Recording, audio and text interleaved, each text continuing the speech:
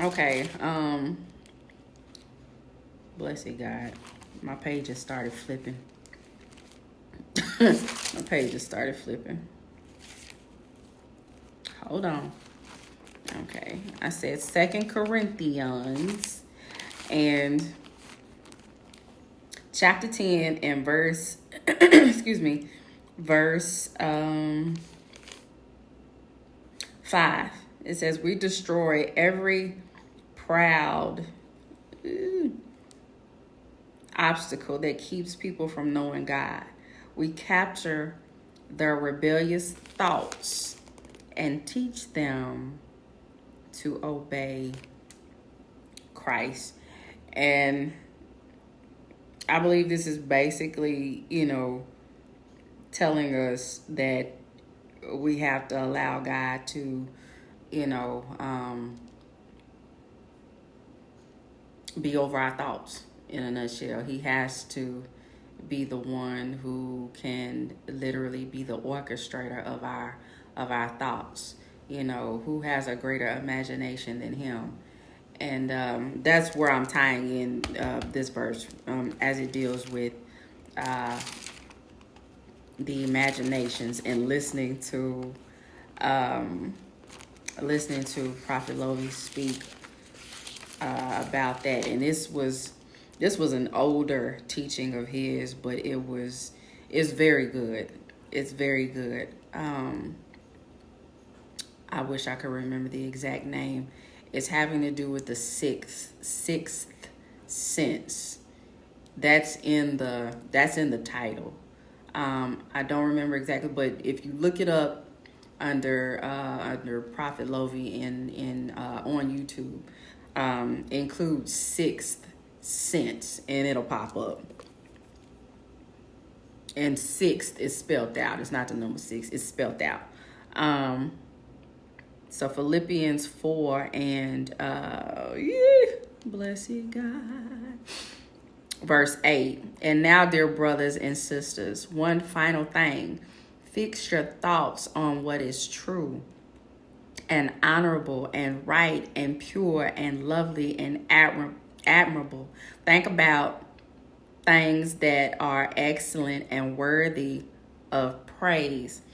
That's basically where I was going with. Think about the best case scenario. And when he get when he gave me that, when he told me that, back then, of course, I know I had read this verse before, but I wasn't thinking about it. Later on in life, I came across it and again. And so when I read it, blessed God, when I had read it, I was just like, that's what it is.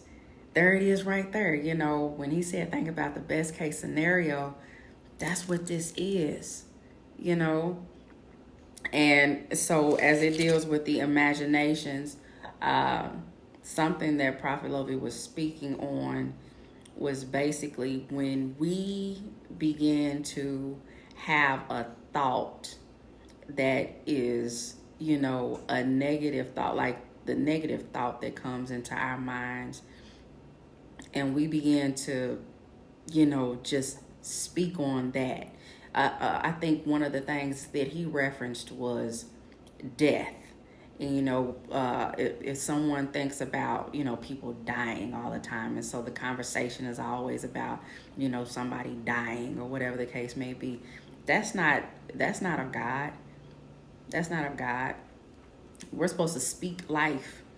We're supposed to speak life, even, and having dominion and speaking about miracles and things of the sort. That's speaking life over people, even in the midst of. And so for me, I know I had gotten into a space where I was thinking about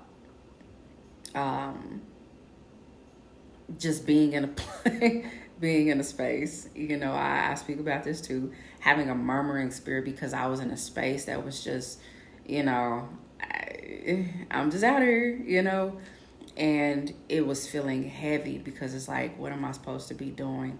And when God gives you dreams, when you ask questions like that and God gives you dreams, and it's just like, that looked beautiful, and the people that he uses is like, what? And I won't speak on, some of the people that he's referenced in my dreams as far as me, asking him like, what am I doing here? Because they were very high profile, but it was like, um, and so for me, it began to be more so of the, um, I can't, when I know I really can. But it was connected to I can't because I don't know. I can't because I don't know where. I can't because, and it's really no excuse. And so it really had tainted my ability to have that beautiful imagination that he had given me prior to being here.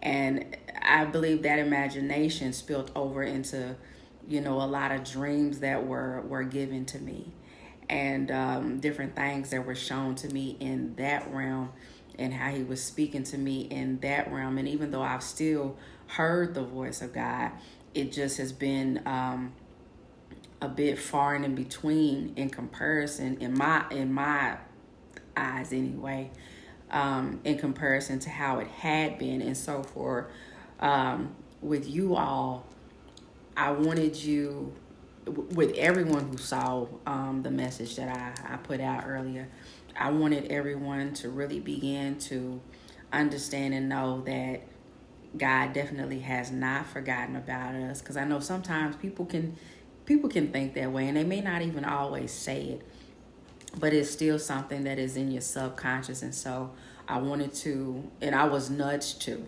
I can't say he told me to, but it was a prompting to give that and to say that, those of you who have felt forgotten and felt like you've been overlooked and felt like, others may have tried to mute you in a space or whatever the case may be, with the things that he's given you to say and with the things that he's given you to do, they're going to have to watch you as, he does what he does next. And not to say that in a boastful manner, because it's not about, boasting about anything.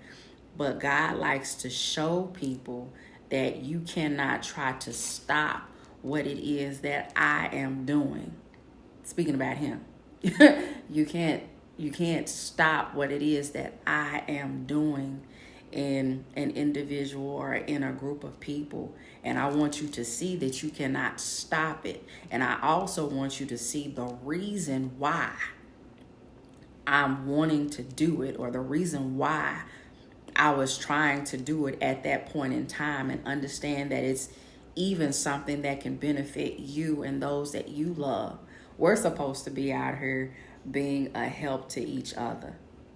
And too much competition, and the spirit of competition has been floating through. And it's a time that I believe he's calling many of us to be more bold, to just come against that. Even though we see it, to come against that, but to come against it in love.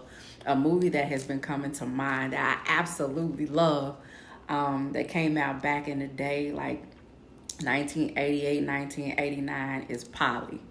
And Polly starred Felicia Rashad and Keisha Knight Pulliam. The irony that it was, Miss Claire Huxtable and Rudy once again in this movie. And it is such a beautiful story, because Polly, who was played by Keisha Knight Pulliam, was this young girl who came to this town to be with her aunt, who was Miss Felicia Rashad.